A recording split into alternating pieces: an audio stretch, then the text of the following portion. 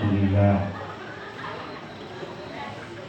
Sayyidina wa maulana Muhammad ibn Abdullah wa ala alihi wa sahbihi wa mawala.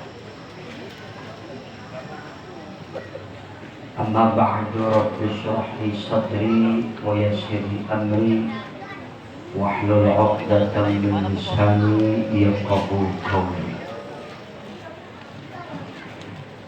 Qala Allah Ta'ala fil Qur'anil Karim, A'udzu billahi minasy syaithanir rajim.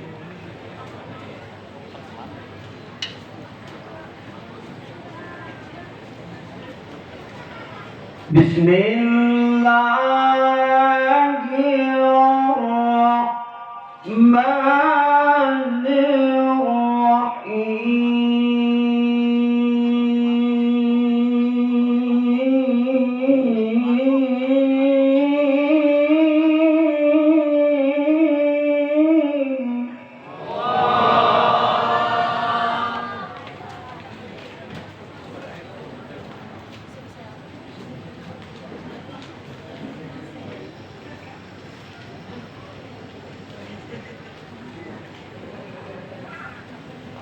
Wa ma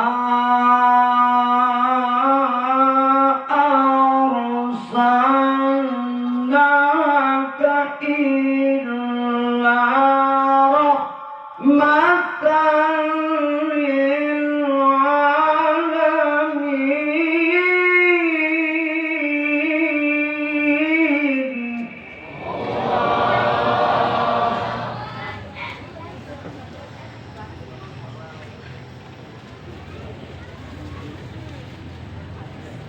Shadaqallahul azim.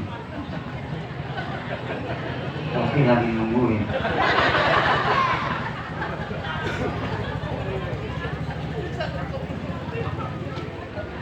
Dan mukarramun segenap para alim ulama, para asatid, wabil khusus yang sama-sama kita muliakan,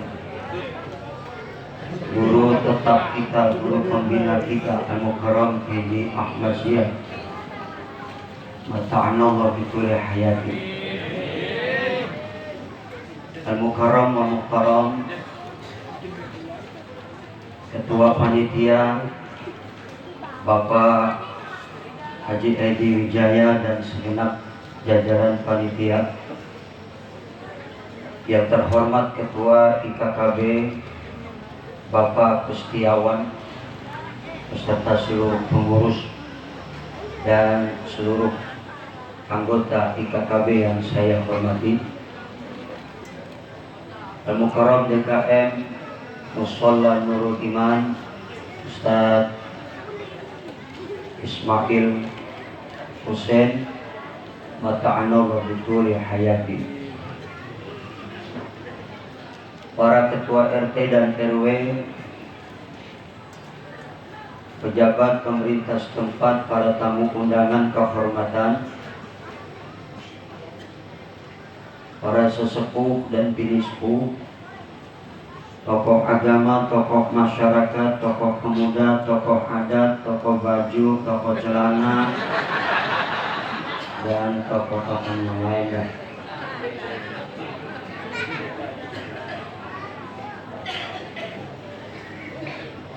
Dan rekan saya Mukarram Ustaz Taufik,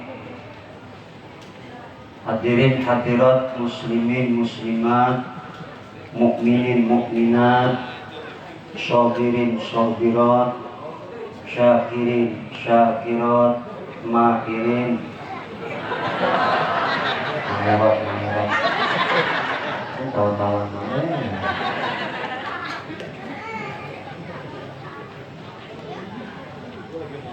Alhamdulillah, kita bersyukur kepada Allah. Malam ini kita hadir dalam rangka memperingati Maulid Nabi kita Muhammad SAW dengan tema membangun ukhuwah Islamiyah dan meneladani akhlak baginda Muhammad SAW. Minggu 25 Desember 2022 pukul 19.30 waktu Indonesia Barat. Selesai. Assalamualaikum. Selesai udah Bu. Penceramah Kiai Ihya Ulumuddin atau Ustadz Jaka Tinggi, membaca salawat Ustadz Zainal Abidin dan kori kita Incing Rahmat. Ada foto saya tuh. Wajahku tampan nggak? Makasih.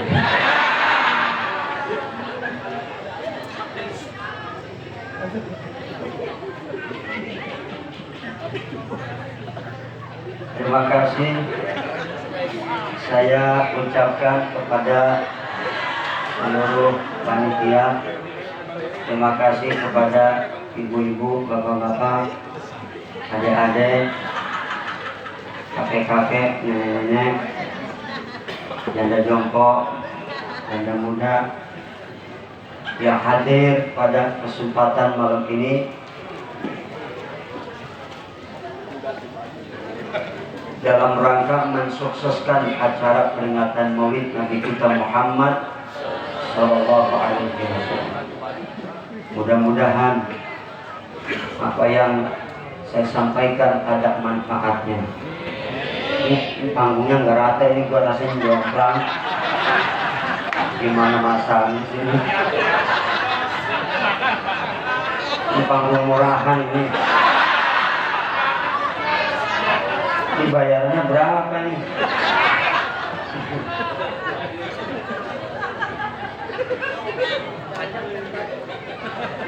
Bu, udah siap semua? Mau kemana? Kita ngaji ya, insya Allah. Hadirin hadirat jamaah sekalian, membangun ukhuwah Islamiyah.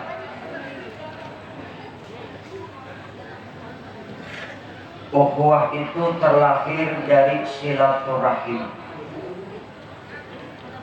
Silaturahim itu kalimatnya pendek, tapi artinya luas, maknanya dalam, melintasi suku, bangsa, negara, bahkan agama.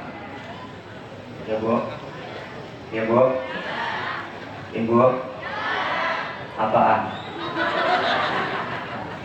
Ini sebenarnya dengerin ceramah aku apa liatin baju aku sih?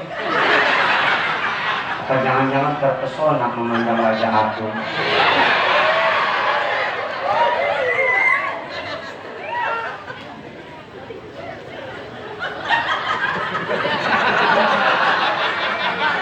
Ngobrol celana, bertawaran, itu kita masih ada kan?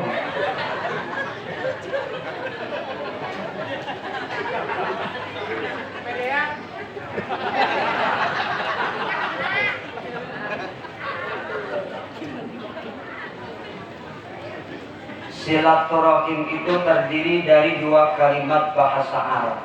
Pertama silah, yang kedua rahim. Silah itu kalau kata Sadri akar katanya wasolah, artinya menyambung. Kalau kita ucap silah maknanya berubah, bukan lagi menyambung tapi jadi persambungan. Persambungan apa yang dimaksud? Manusia. Cek.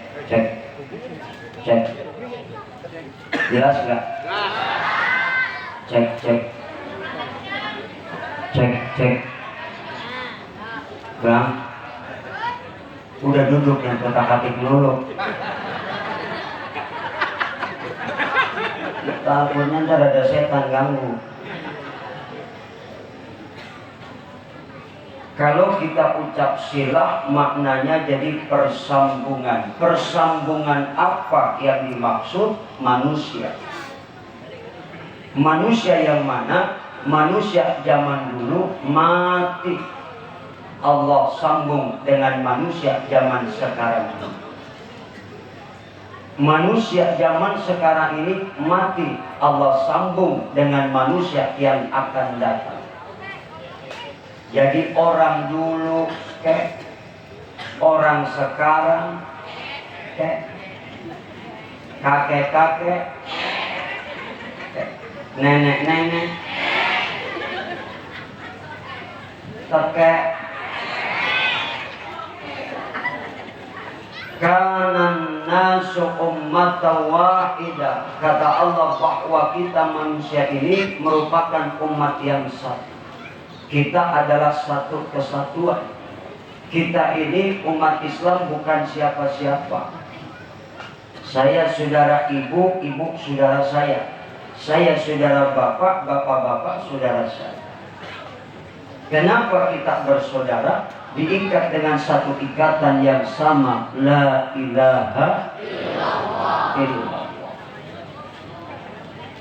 Ini kalimat tauhid, kalimat tahlil, halala yuhallilu tahlilan.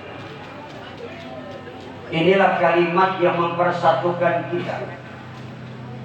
Inilah kalimat yang harus ditanamkan dalam lubuk hati sanubari kita. Inilah kalimat yang telah diperjuangkan oleh para nabi dan rasul yang begitu berat ujian dan cobaannya. Karena apa? Dengan kalimat ini maka alhamdulillah kita semuanya insya Allah selamat dari dunia sampai akhirat. Ibu pengen selamat nggak? Pengen? Insya Allah. Selamat dari apa? Bu, selamat dari apa? Kita semua pengen selamat. Pertama, selamat dari godaan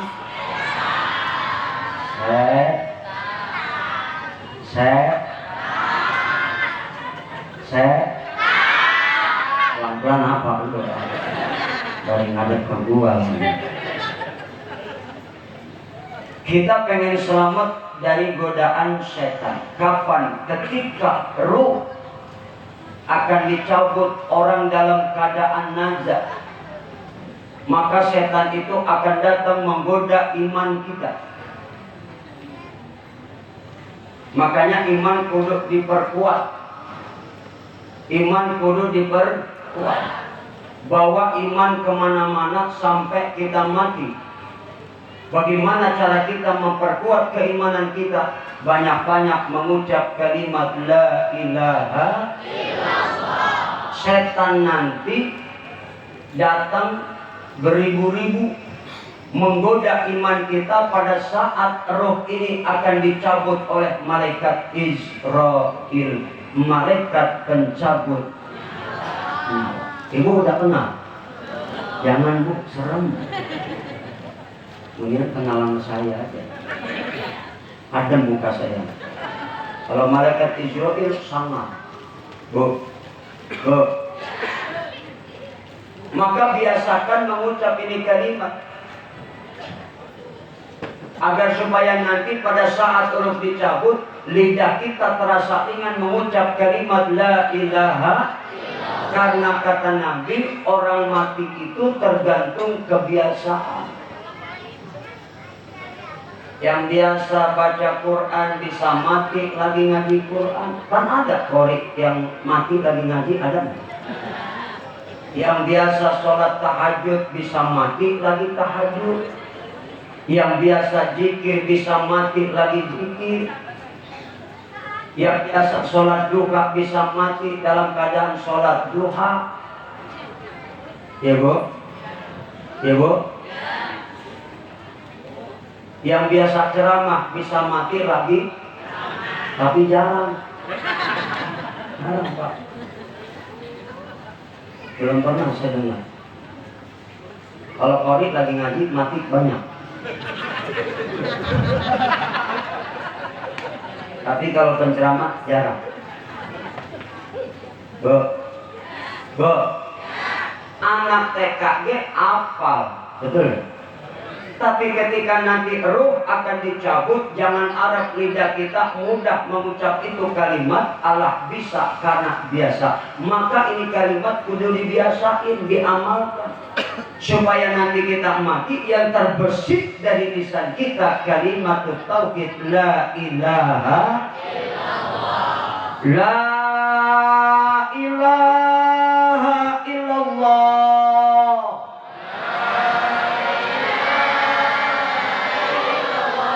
Tiada Tuhan selain Allah.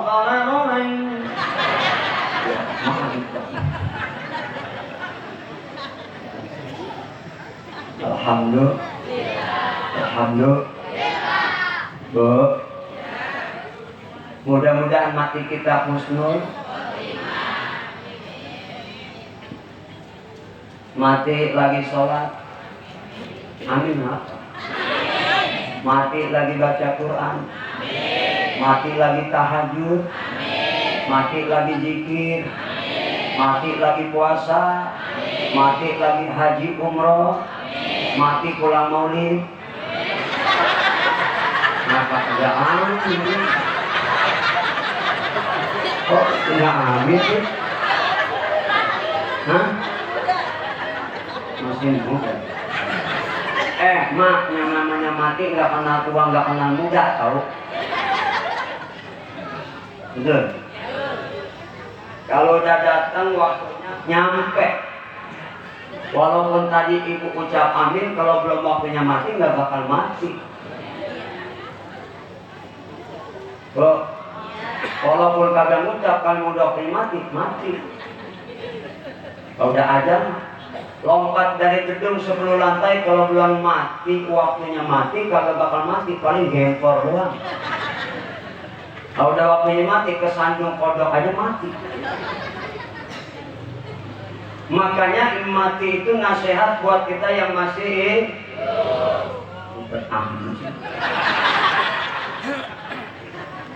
nasihat buat kita yang masih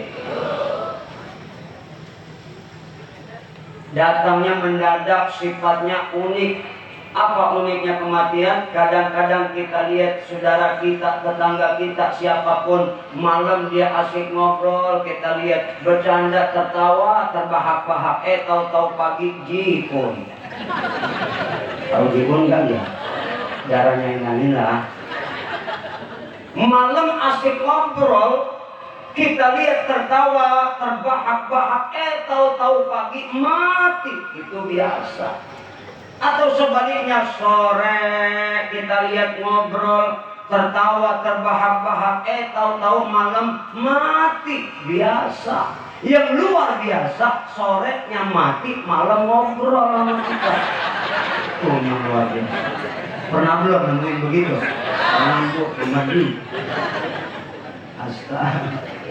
Astaga. Makanya perkuat keimanan, bawa iman kemana-mana sampai kita mati. Itu yang nanti nyelamatin kita, ya Bu ya, insya Allah. Mudah-mudahan kita semua tempati husnul khatimah. Amin ya Rabbal. Jadi kembali bahwa ukhuwah terlahir dari silaturahim. Silaturahim kalimat yang pendek, terdiri dari 2 suku kata bahasa Arab, silah dan rahim. Kalau silah kita artikan persambungan. Apa yang dimaksud persambungan manusia? Orang dulu mati, disambung orang sekarang. Orang sekarang mati, disambung orang yang akan datang. Semua kita manusia ini merupakan umat yang satu. Begitu penting silaturahim, sehingga Allah ciptakan. Kalau tidak Allah ciptakan silaturahim, manusia akan punah. Kenapa? Karena dengan silaturahim yang dicipta oleh Allah, ada yang lahir, ada yang mati, ada yang lahir, ada yang mati. Nah, itu namanya silaturahim. Bu, lalu di mana rahim itu berada? Kalau sila itu persambungan manusia, di mana Allah nyambung manusia dalam satu wadah dan tempat namanya rahim. Saya tanya ibu-ibu, rahim artinya apa, Bu? Bu, Assalamualaikum. Rahim artinya apa? Hah? Dia yang punya rahim kagak becus artinya. Amit-amit dah. Najis halal. Rahim itu makna awal kasih sayang bisa berkembang artinya menjadi sebuah peranakan. Loh, kenapa kok rahim dinamakan sebuah peranakan atau kandungan? Bayi yang belum lahir masih dikandung udah disayang-sayang. Betul apa enggak? Ibu-ibu ada lagi ngandung kan nggak sih? Ada. Disayang nggak? Tuh. Iya. Belum lahir udah disayang-sayang. Betul? Mau sang istri, mau sang suami, bayi yang sedang dikandung disayang-sayang, dijaga pola makannya, dijaga kesehatannya, betul nggak? Betul nggak? Supaya bayi sehat, lahir selam, disayang-sayang tuh bayi. Itu laki yang sedang mengandung, bininya tuh, masya Allah, kadang-kadang kalau mau berangkat kerja dia ngusap perut bininya dulu. Mau berangkat kerja, bini suruh duduk, angkat tuh baju diusap-usap. Laki yang mau berangkat ngojek dibisikin, sayang papa ngojek dulu ya nak. Sampai ngomong begitu. Masa sayang-sayang. Disayang. Apalagi sang istri yang ngaji mah tahu dia ilmu dari guru. Kalau lagi ngandung banyakin baca surat Alam Nasroh, Lakasot, usap itu bareng ngapain baik bu.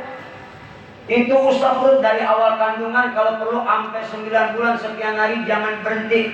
Itu anak dalam kandungan bacain Alam Nasroh baru diusap-usap. Siapa ustadz yang baca yang usap perut? Emaknya boleh, apalagi emaknya. Bapaknya boleh, boleh. Cuman kalau yang usap lakinya kudu seger, jangan ngantuk. Sebab kalau ngantuk takut salah usap. Pertama diusap limis, atau meres. Salah usap.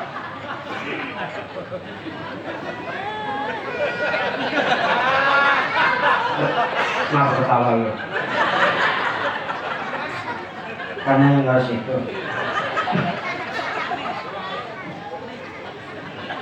Usap-usap. Bismillahirrahmanirrahim. Alam nashrah laka sadrak wa wada'na anka wizrak alladzi anqadha dhahrak wa rafa'na laka dzikrak fa inna ma'al usri yusra inna ma'al. Kalau dari awal bulan sampai 9 bulan sekian hari, insya Allah baik lahir gampang, lahirnya mudah, gak bakalan tuh baik nyangsung, nyungsang, gak bakalan nyungsang. Kalau ada baik-baik yang nyungsang datang ke kiai, usap minumin air bacaan al-insyara alam nasrah, insya Allah gampang lahirnya. Apalagi ibu-ibu yang ngamalin, ya Allah nggak usah pakai ngeden, bebangkit doang, keluar itu baik. Bener ini mah, bebangkit doang, keluar, bener, bener.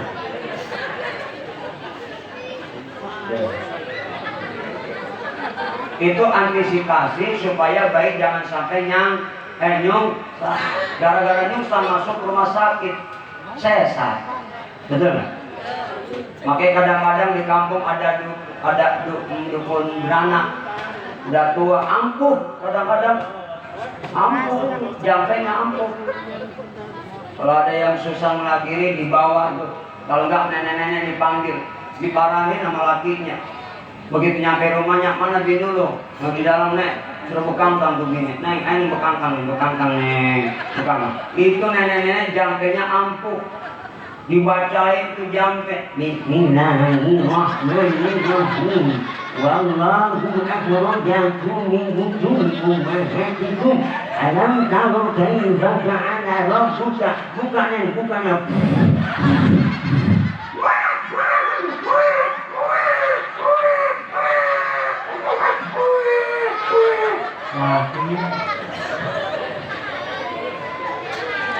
Lah gitu.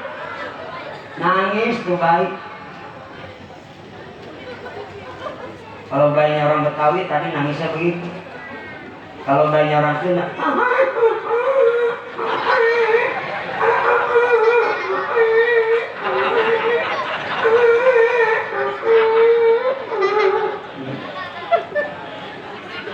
kalau bayinya orang Batak, bayinya orang Batak.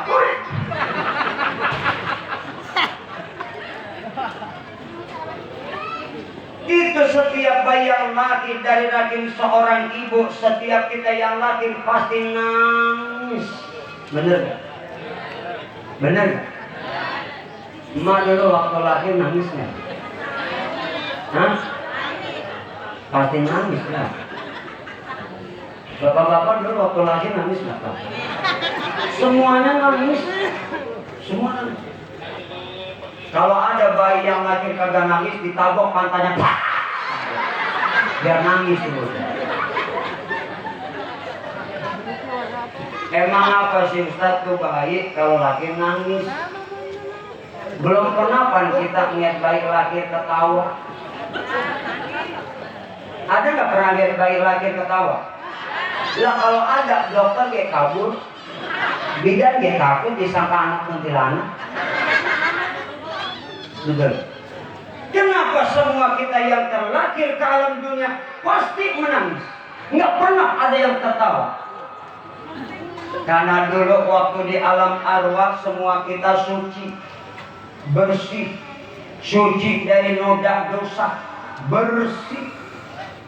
Maka ketika dikandung emak kita, lalu kita 9 bulan sekian hari akan hijrah ke alam dunia. Begitu akan terlahir ke alam dunia, ketika keluar nangis. Kenapa? Karena kita takut mengotori hati kita, menodai hati kita, menodai kesucian kita. Itu yang pertama. Yang kedua, kenapa kita menangis? Karena kita manusia ini diberikan satu beban amanah oleh Allah. Kita dijadikan sebagai khalifah. Karena pertama amanah itu Allah akan pikulkan dan ditawarkan kepada langit, bumi dan gunung. Mereka semua menolak, merasa takut. Kenapa? Karena berat. Maka akhirnya amanah itu dipikulkan kepada kita manusia. Maka setiap kita yang lahir dalam keadaan menangis, pertama karena kita takut mengotori kesucian hati kita. Bu, apaan? Takut mengotori kesucian hati. Bu.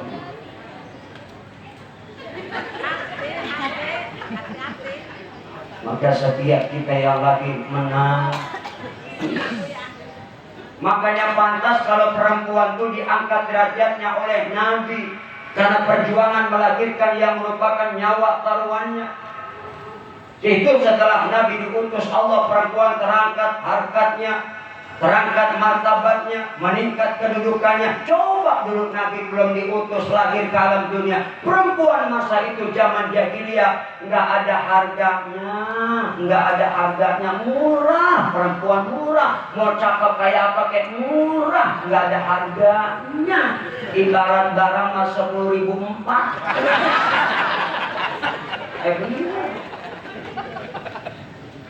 Dulu ibu murah, Nabi belum lahir, bu murah. Mahal kita, bu murah. Kita mahal, bu murah. Itu dulu Nabi belum lahir, diutus ke alam dunia. Tapi setelah Nabi diutus Allah ke alam dunia, wanita terangkat harkat martabatnya. Betul. Yang dulu Nabi belum terlahir ke alam dunia, setiap lahir perempuan bunuh, nggak ada harganya. Nabi diutus beda lagi, perempuan diangkat. Sahabat datang bertanya, ya Rasulullah, siapa orang pertama yang harus saya muliakan? Ibumu. Lalu siapa ya Rasul? Ibumu. Lalu ya Rasul? Ibumu. Lalu ya Rasul? Bapakmu. Setelah Nabi terlahir ke alam dunia, diutus Allah, perempuan terangkat derajatnya. disebut Nabi 3 kali. Bu, menang, kalah, menang, kalah. Udah apa? Ibu disebut Nabi 3 kali, bapak 1 kali. Bapak-bapak kalah, ibu-ibu menang. Bu, ibu disebut Nabi 3, bapak 1. 1 bapak, 3 menang lagi kita.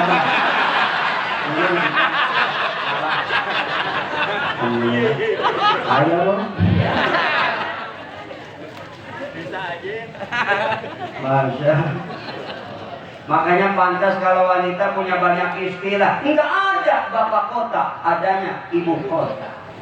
Enggak ada hari bapak, adanya hari ibu. Enggak ada pan bapak jari, adanya ibu jari. Belum pernah di sekolah memperingati hari karton. Pan yang kita peringati hari Kartini. Betul kan? Sampai-sampai ibu mah ada nyanyiannya. Grup qasidah naik panggung disanjung tuh ibu-ibu bari nyanyi. Ibu kaulah wanita yang mulia, derajatmu 3 tingkat dibanding ayah. Kau mengandung, melahirkan, ngandung lagi, lahir lagi, ngandung lagi, lahir lagi, ngandung lagi, lahir lagi. Koslet kasetnya. Koslet kasetnya.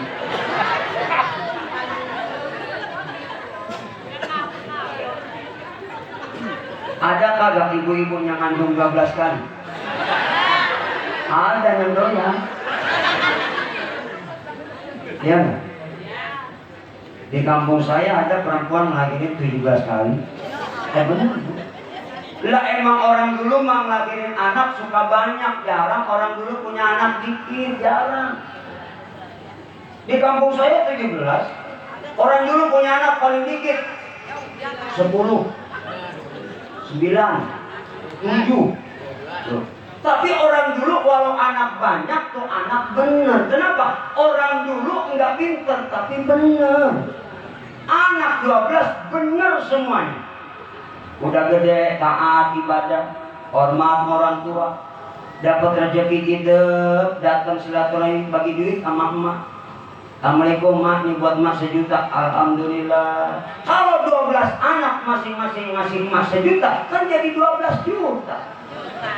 Itu emak nangis sampai sedang hitung duit 12 juta. Suami nanya dicuekin. Begitu nangis berhenti ditanya lagi, malu ngapa tadi nangis? Nyesel bagai lu. Kenapa lu nyesel hitung duit? Coba dulu anak kita 30. Jadi 30 juta. Ya nyalu kalau anakku 30 soplak lu. Jangan pakai 34 aja diobras melulu. Betul apa lagi? Dari ibu-ibu habis ngelahirin diobras. Iya kagak? Iya enggak? Iya mau gitu?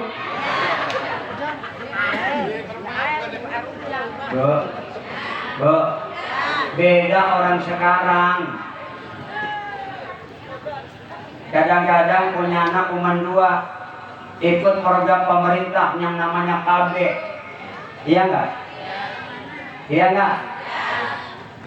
Iya kalau tuh anak 2, dua-duanya bener, alhamdulillah.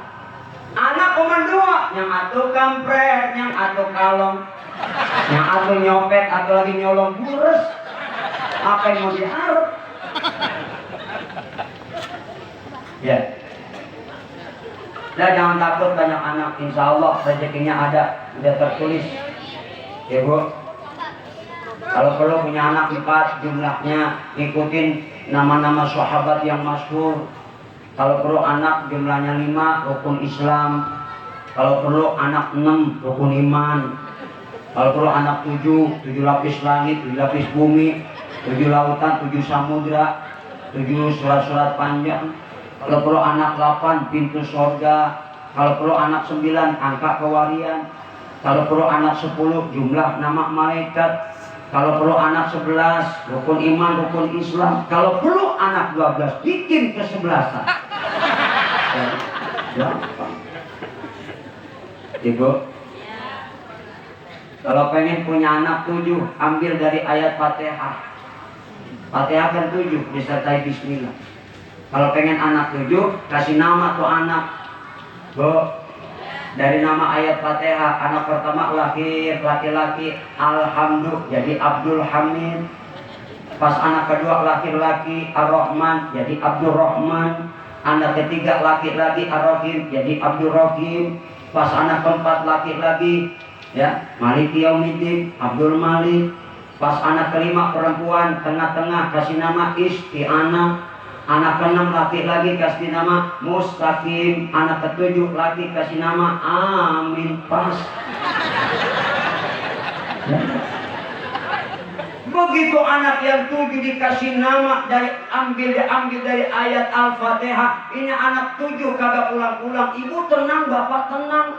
Bangun malam tahajud, sholat hajat, selesai sholat hajat, panggil tuh anak. Al-Fatihah.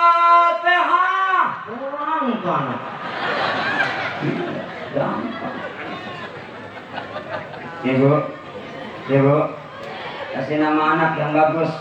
Kalau bagus ngandung doa. Kalau anak namanya jelek ngandung doa juga, cuma doa yang jelek. Kadang-kadang orang tua gengsi kasih nama anak pakai nama-nama Allah, padahal Nabi nyuruh. Kalau laki-laki Abdul Rahman, Abdul Ghafur, Abdul Jalil, cakep. Kalau nggak pakai nama Allah, nama Nabi Ahmad, Muhammad. Tuh. Kalau nggak nama Nabi, nama malaikat boleh asal jangan nempangan di Israel. Lo serem amat nama anak Israel. Begitu 6 tahun masuk sekolah SD, datang sekolah guru absen, Israel hadir, mati semua guru-guru Israel. Yang lebih bahaya lagi kalau tuh anak dibawa nenek masuk rumah sakit, engkau di ruang ICU lagi cengap. Begitu nenek datang merasa melek engkau, nek itu siapa sebelah Israel kok, nek mati langsung kok, gampang.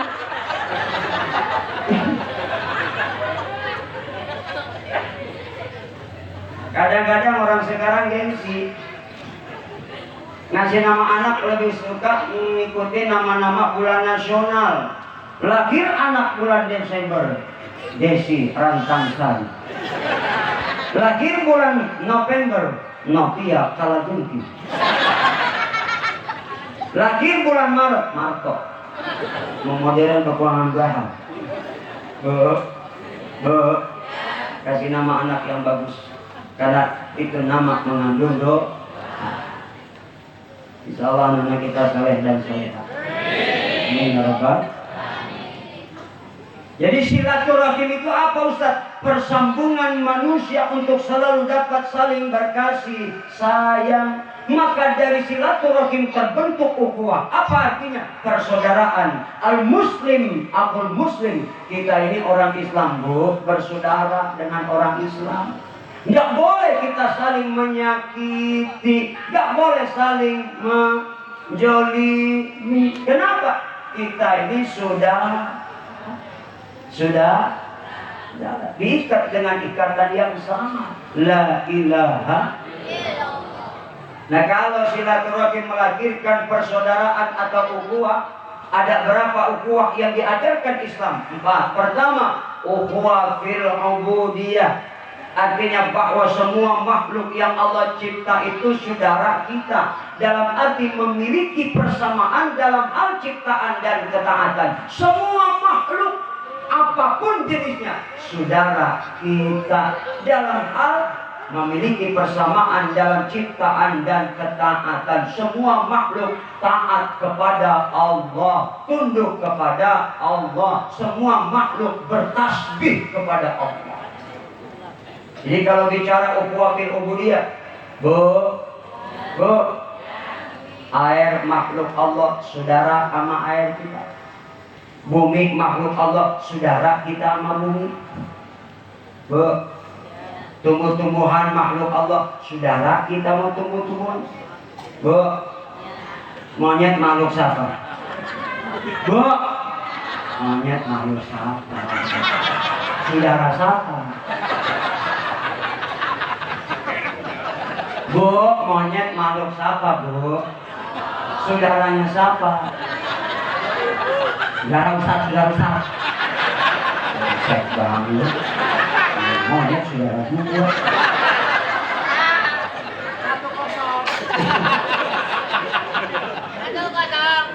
Monyet makhluk siapa, monyet? Saudara siapa? Saudara monyet.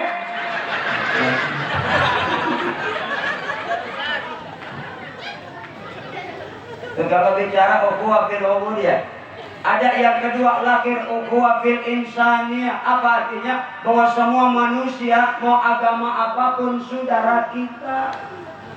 Umat Hindu saudara kita, umat Buddha saudara kita. Dengerin orang non-Islam. Umat Hindu saudara kita, umat Buddha saudara kita, umat Kristen saudara kita, umat Konghucu saudara kita. Kenapa mereka yang berlainan akidah saudara kita? Bu, asal muaranya satu. Dari mana? Bapak Manu, Nabi Adam dan Siti. Umat Hindu, Buddha, Konghucu, Kristen saudara kita. Tapi Islam punya garis yang tegas. Lakum dinukum. Bagimu agamamu, bagi kita agama kita. Maka tidak ada toleransi dalam beragama. Yang ada toleransi antar umat beragama, saling menghargai, saling menghormati, jangan saling menyakiti. Tidak boleh toleransi dalam beragama. Umat Kristen ikut kita ngerayain Idul Fitri, ngucapin selamat hari raya Idul Fitri. Orang Islam ikut merayakan Natal, masuk gereja. Tidak boleh, itu bukan toleransi. Ya Bu, haram ucap selamat Natal, bukan toleransi dalam beragama. Yang ada toleransi antar umat beragama. Islam begitu indah mengajarkan kita tata krama, sopan santun, mengajarkan persaudaraan dengan umat yang lain.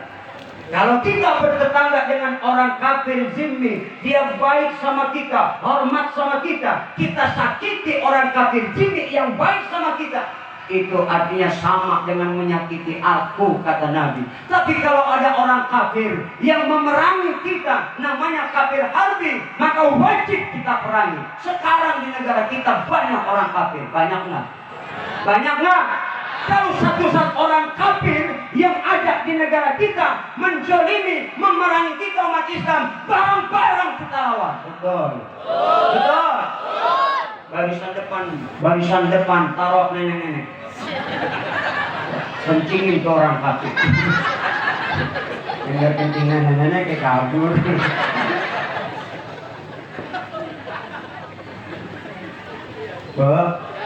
Bu, sampai mana tadi ceramah?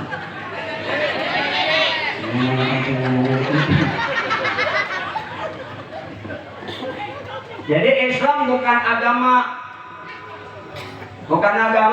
teroris, bukan. Tidak pernah Islam mengajarkan umatnya untuk menjadi seorang teroris, tidak. Kalaupun ada oknum, betul. Islam indah, agama rahmatan lil. Siapa yang bawa? Nabi Adam bawa Islam sampai Nabi akhir zaman. Kita terpilih sebagai umat Nabi Muhammad. Alhamdulillah. Bangga enggak ibu jadi umat Nabi? Bangga enggak? Bangga. Nabi pilihan terpilih menjadi Nabi dunia sekaligus Nabi akhir zaman. Maka kita umatnya pun menjadi mulia dan menjadi umat yang istimewa. Apa istimewanya umat Nabi? Nanti semua umat Nabi, kata Nabi, masuk surga. Jangankan yang baik-baik, yang soleh-soleh, yang solehah-solehah. Umat Nabi andai kata yang bajingan tengige nanti masuk surga. Itu yang bajingan tengik aja masih masuk surga. Dibelain Nabi masih dapat syafaat. Untuk bajingan tengik.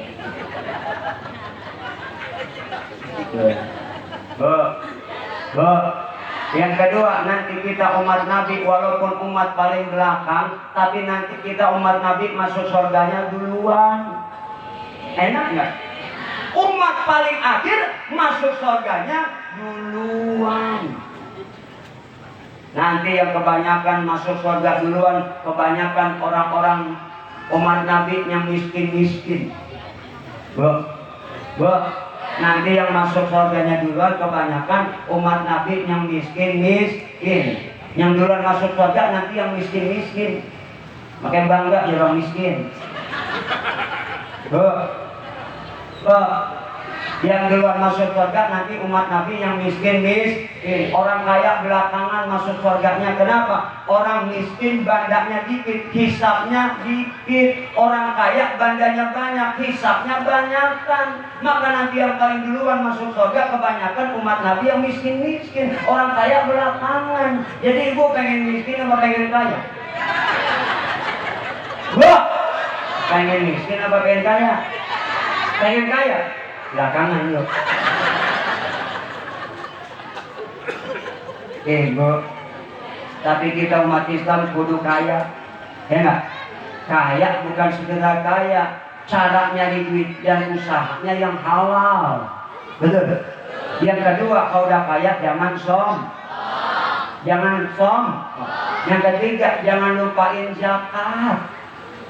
Jangan lupain banyak bersedekah, banyak berinfak, ya Bu. Bela agama Allah. Kalau jadi orang kaya, jangan bakhil, kikir, medit, koret, gasiran, pantat kuningan, meregehe. Kadang-kadang kan banyak orang kaya kulitnya 17 setan. Betul nggak? Kalau di kampung kita ada orang kaya kulitnya 17 setan, nggak peduli sama tetangga, nggak peduli sama yatim. Begitu orang kaya mati yang model begitu, kan tetangga nyukuri. Syukur lo mampus, lo sumpahin lo. Yang paling benci, paling gedek, paling kencang hingga tanah kuturannya. Rasain lo sekarang lo, mampus lo. Ini lo pelit banget, duit tadi gak dibagi. Pelit banget lo sekarang lo mampus lo. Ada lo. Tapi juga.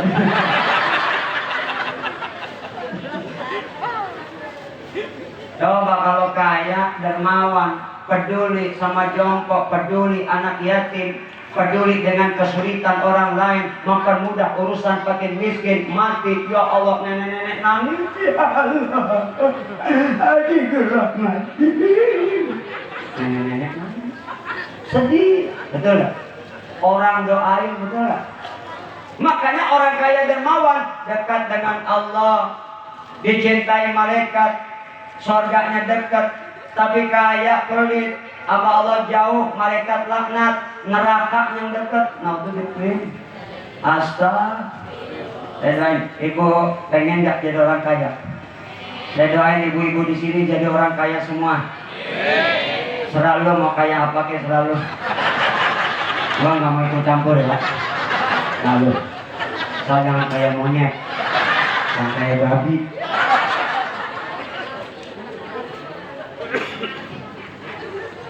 Sebab ada juga orang kaya jalan pintas, caranya nggak benar, ke Gunung Kawi. Pakai tumbal lah. Anak ditumbalin mampus, bini dijadiin tumbal mampus, karyawan ditumbalin mampus. Kaya memang cepet, tapi caranya nggak usah begitu. Minta sama Allah Zat yang Maha Kaya. Ibu, tapi ingat kalau udah kaya jangan sombong. Yang miskin juga jangan sedih. Memang ada orang miskin sombong? Yang mana dia? Yang kaya sombong masih dibilang wajar. Tampang keren, dandan rapi, jas pakai dasit, naik mobil Mercy, kontrakan bererot, uang berlipat-lipat, tanah selebar jagat, bini cantik memikat, jumlahnya 4. Sombong wajar. Lah udah miskin sombong kurang ajar. tampang jelek, hidung pesek, kepala peyang, kulit hitam burik, digaruk ngebul, rumah gubuk, utang numpuk, kemana-mana jalan kaki. Udah gitu bego hidup lagi najis salah. Sombong, amit-amit. Astaga. Dan ada dalilnya, Bu. Ada nggak? Ada nggak? Nih saya bacain dalilnya, mau nggak? Yang miskin jangan bersedih dan jangan sesali diri teroreng. Nih aku nyanyi, ibu musik ya. Bisa kan? Teroreng bisa. Ya, yang mau aku dulu musiknya. Musik. Teroreng bisa. Musik. Yang miskin jangan bersedih dan jangan sesali diri. Yang kaya janganlah bangga, jangan membusungkan dada. Derajat manusia di sisi Tuhannya bukan karena hartanya. Derajat manusia di sisi Tuhannya hanya karena takwanya. Dari itu bertakwalah dalam hidup yang berharta. Sama begonya lo. Kalau bego, muter-muter semua. Bagian makanya suruh diikuti.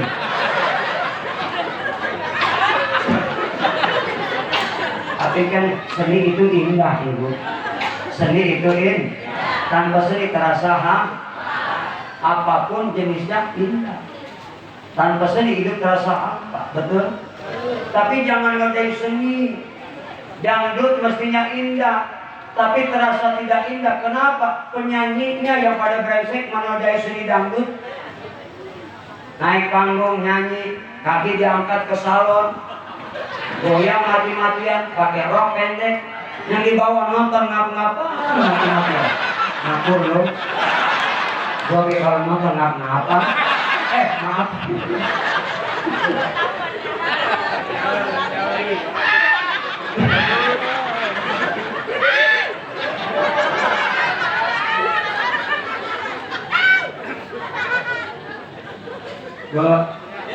Mula-mula Inul Daratista goyang ngebor, Inul lengser, Uut naik goyang ngecor, Lisa Bahar goyang patah-patah, Dewi Persik goyang gergaji, Leli Ajis goyang bulldozer, Wawan Marisa goyang koplo, Nita Talia goyang heboh, Tita Rizky goyang dada bergetar.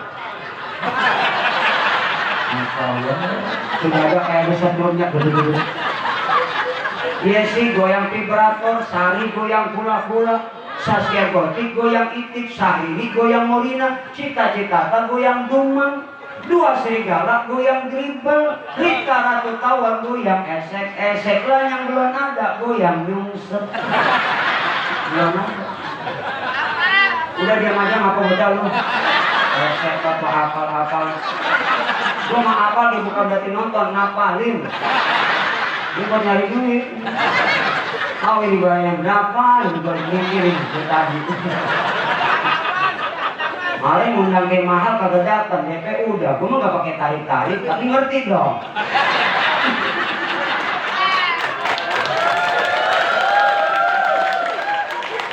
Gua sampai mana tadi? Seni indah. Tanpa seni terasa hampa, apapun pakai seni enak. Nah orang adzan lu pakai seni enak, adzan pakai seni, betul? Allahu Akbar, Allahu Akbar. Enak kata adzan? Ngapa enak? Pertama yang adzan suaranya enak. Ini gak dengar apa suara gua nih. Agen apa dikit. Yang kedua pakai seni. Ke adzan Mekah kira-kira begitu ya Bu. Enak gak? Ada lagi adzan Mekah. Allahu Akbar,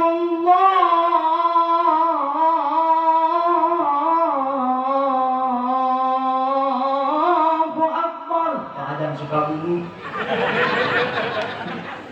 Beda lagi azan Jakarta. Allahu Akbar, Allahu Akbar. Ada azan model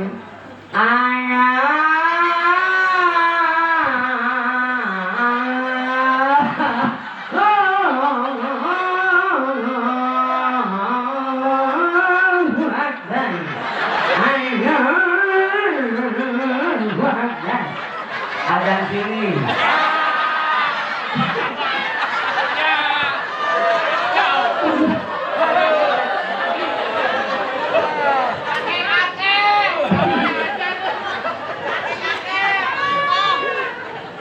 Ya coba-coba azan nggak pakai seni, ngaco bu, ya nggak?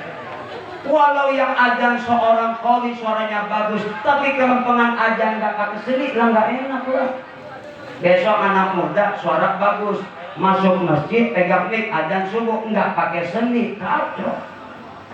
Allahu Akbar, Allahu Akbar. Ya orang sekampung azan begitu denger, bangun ya orang. Datang ke masjid ke musola Nurul Imam bukan pengen sholat, cuma pengen tahu yang azan siapa.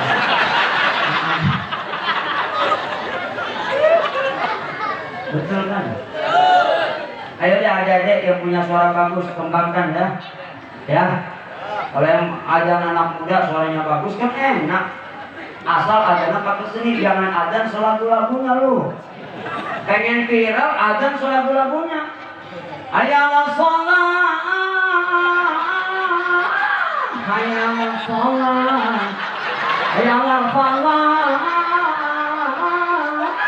hayya falah. Allahu Akbar. Sabar gede, ngaji sabar, mampu tuh modal.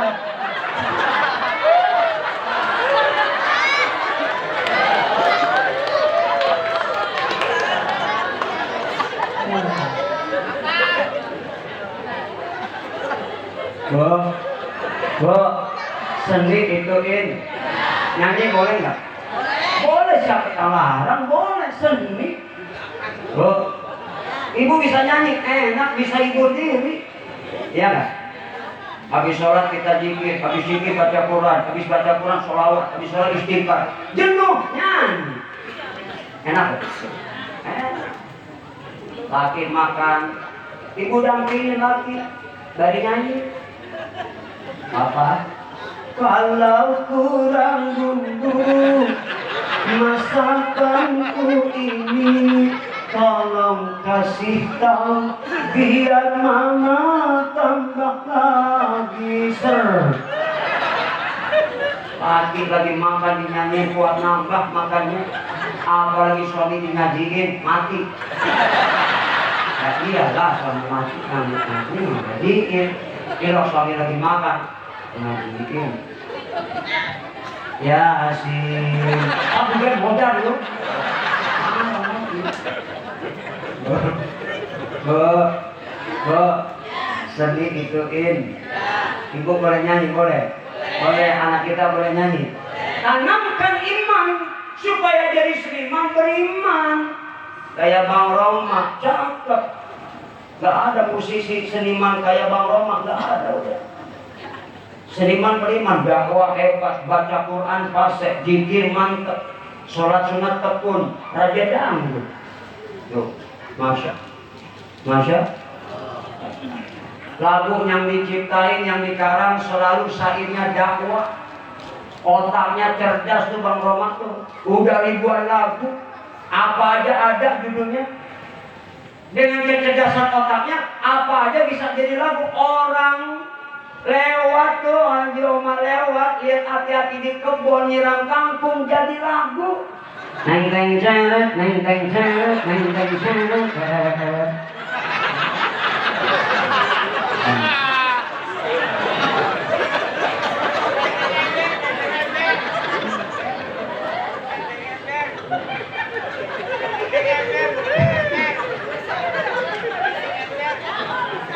Omar lagi ngarang lagu.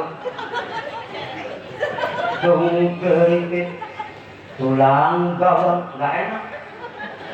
Omar mikir apa kira-kira yang bikin enak di lagu. lagi bingung dong kerimpit pulang kawan. Nah, ada rokok diisep tuh. Itu hilang bapak. Jadi enak tuh lagu gara-gara bisa rokok. Makanya ngerokok, bapak-bapak ngerokok, rokok. Ada haram cuma makhluk. Ngerokok. Ngerokok mati, nggak ngerokok mati. Ngerokok sekalian ini.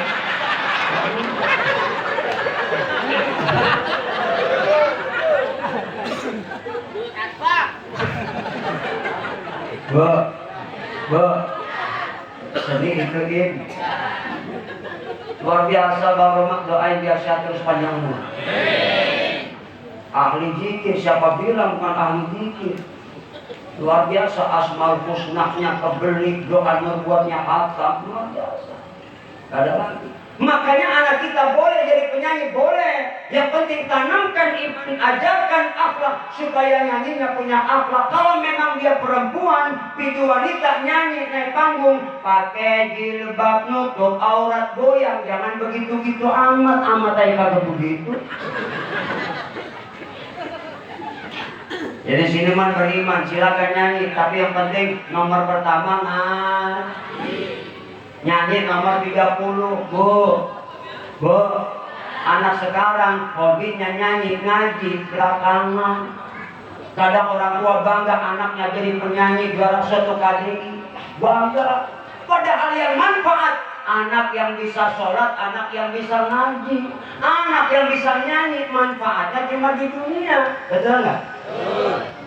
Di akhirat gak manfaat, jangan pakai di akhirat. Anak bisa ngaji, suara bagus, juara 1, emak mati. Ilo apa anak nyanyiin? Emak lagi mati. Kan gak mungkin. Emaknya mati, anaknya penyanyi terkenal, megang mic, saudara-saudara, para pentakjir, berhubung anak almarhumah suara penyanyi, mari kita persilakan nyanyi. Kan gak mungkin. Andai kata terjadi, nyanyi tuh anak. Nah, kemana, emak lagi mati nyawa, kemana aja boleh, mati lagi.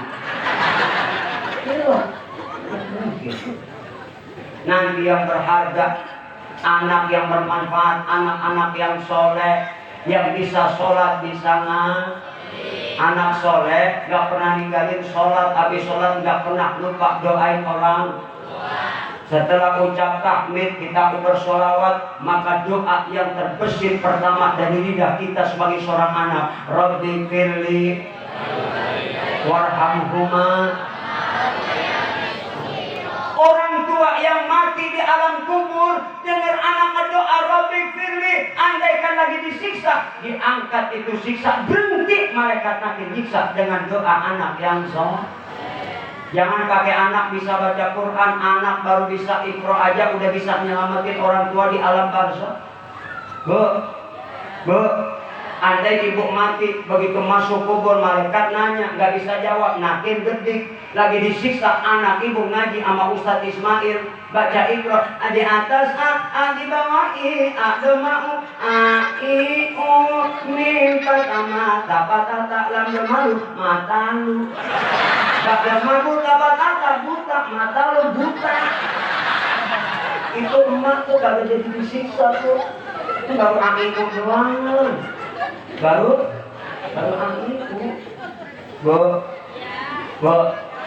ayo dah, anak-anak kita didik, tanamkan iman, ajarkan agama, masukin pesan. Nanti anak yang bermanfaat, anak yang soleh, yang bisa ngaji, bisa sholat. Jangan bangga anak bisa bahasa Inggris, ngaji nggak becus. Kadang-kadang les bahasa Jepang sebulan sekian, anak ngaji kagak, dipikirin ustadznya, pantas ustadz pada kurus-kurus banget. Hari kemarin corona 2 tahun mampu semua ustadz. Keren dakwah 2 tahun, jaga mampu semua. Bu, ada 2 tahun penyakit nggak ada, yang lain cuma satu penyakit corona doang. Sakit jantung masuk rumah sakit corona, sakit ginjal masuk rumah sakit corona, lever masuk rumah sakit corona, urat asam masuk rumah sakit corona, lambung asam masuk rumah sakit corona, Sampai bisulan corona. Masya. Saya senang kalau malam ini banyak anak-anak. Ini artinya sebuah pembelajaran buat anak-anak kita supaya mereka cinta sama Nabi. Makanya maulid jangan berhenti terus maulid. Mau di bulan maulid ke, mau di bulan lain ke, maulid terus. Setiap hari sepanjang tahun maulid kita adain. Kenapa? Supaya ustadz-ustadz nggak ada yang nganggur. Itu maksudnya.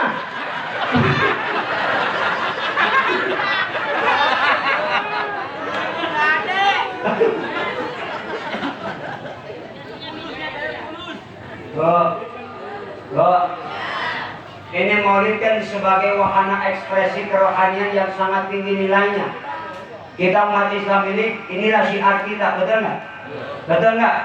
Syiarkan maulid, jangan berhenti.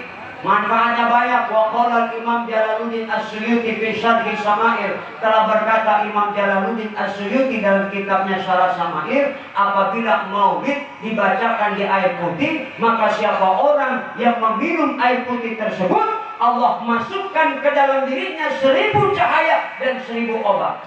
Allah jauhkan 1000 macam penyakit dan 1000 penyakit rohani. Makanya besok-besok bila mana ada maulid, taruh depan air, nanti selesai asyukur, minum. Allah masukkan ke dalam diri kita 1000 cahaya, 1000 obat. Insya Allah pulang maulid sehat. Wajah-wajah kita bercahaya. Dijauhkan 1000 penyakit dan 1000 penyakit rohani. Yang penting kita jaga hati, yang penting kita jaga rohani. Jasmani, sakit jantung nggak sembuh, urusannya mati. Tapi penyakit rohani sampai akhirat. Betul, betul.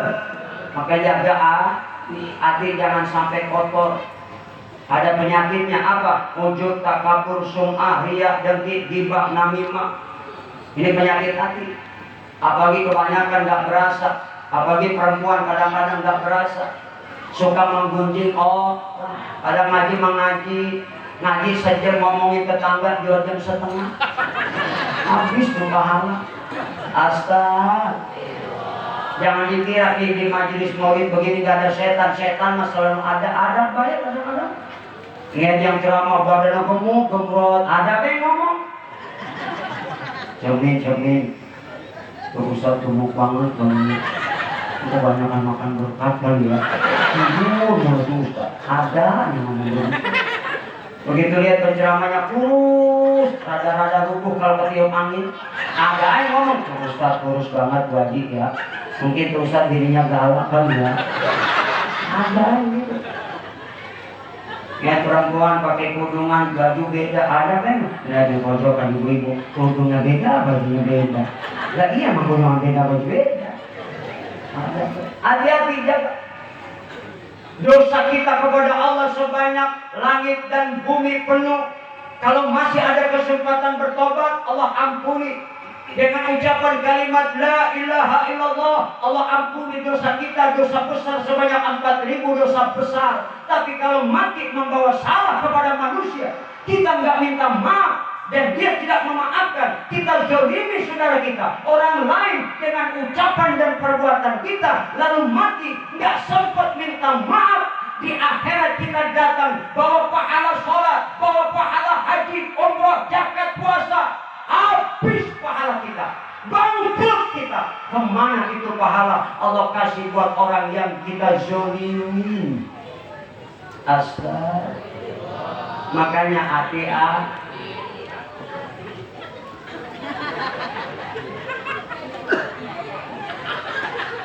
Bu, apa?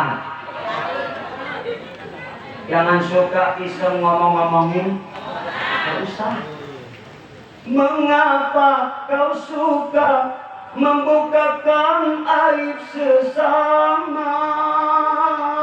Kesana kemari kau cerita keburukannya.